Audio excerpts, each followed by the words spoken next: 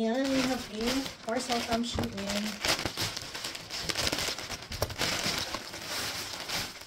The clothes.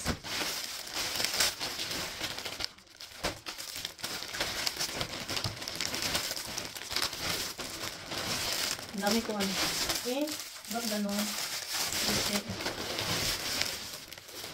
Isa-isahin natin. Dami. This is for, ano, mga 70 pounds. So, ayan. Ito is pang, ano, yeah, shoe polish for whites. Ito is stencil para sa pag-design ng cake. Balloons para sa birthday ni Michael. Ayan, decorations. Oh my God, ang dami. Ayan, balloons pa rin. Daming balloons. Ayan, birthday. Ito, na-late na siya. Supposedly for Father's Day, but it's like 2 days late. Ito, for birthday ni Michael. Andito pa. Dami talagang ano, decorations. Tapos ito. Tapos ito sa cake. Wow. Ito balloons din for birthday. Ito pa, decorations. And then, ayan, ito for ano sa cake. Pag frosting. This one is, ano ba to? Gloves pala. Gloves. Ito is, gagamitin ko sa pag-decorate. Hook. Ayan, another hook. Ito is, ano, mold ang tawag dito. Or, basta, pang cookie, ano, cutter pala. Ayan, food box. Ano ba yan? Hindi naman siya, ano. Tapos, ano kaya to? Kalimutan ko na yung order ko eh. What's this one?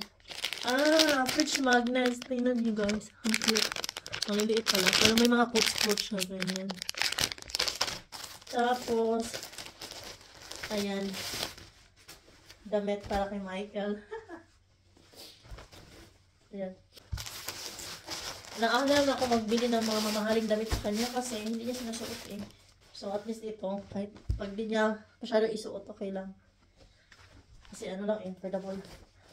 In fairness, maganda yung quality niya. Hindi siya, ano, mukhang mamurahin.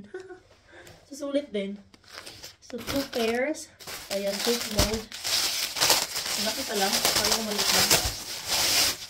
Wow. Ang laki. Ang malakihang cake talaga to.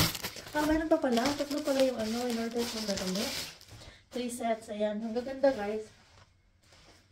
Malamig din yung tela niya. Kasi hindi talaga siya, ano, namumurahin. Ang ganda ng quality niya. Tapos ito, turntable.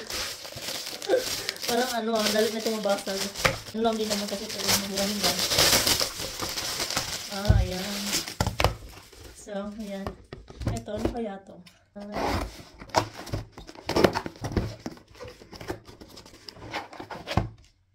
Oh my God, plastic pala. Kala ko pa naman metal. Okay. Disappointing. Anyway, that's all. Okay, not too bad. I paid about 70 pounds lang. Ayan, about almost, ano, over 5,000 pesos. So, yun lang. As per experience, mas gusto ko yung, ano, Shein kaysa Timo. Na-try ako sa Timo. Pangit eh. Tapos, ano ka pa, mag-spam pa sila ng mga offers sa'yo. Daming emails na sinisend nila sa'yo, which is annoying sometimes. So, mas gusto ko yung Shein. Tapos, yung interface pa niya, mas user-friendly siya yung website kaysa kay Timo. Tapos, ang galing pa magbigay ng cashback ni Shein. So, ayun lang. So, I highly recommend Shein. Dito lang naman ako sa, UK. Bumibili ng Shein. Sa Pinas hindi masyado. Pero dito talaga, ang dami ako nabili. Ever since nag-move kami dito sa UK. Kasi, minsan naman kasi, parang, quality-wise, parang, same lang sila sa Amazon eh.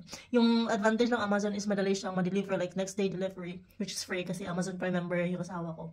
Pero pag Shein naman, of course, it's gonna take like almost 2 weeks, but then if hindi ka naman nagmamadali din, okay lang. So, ayan, that's it. May mga disappointing order ako sa Shein, pero overall, satisfied naman ako kasi mura lang naman kasi eh. So, ayan, that's it. That's my experience and yeah, I'm glad with this yung mga ganito na damit. Ganda siya, in fairness. So, ayun guys. Thank you for watching. See you later. Have a great day.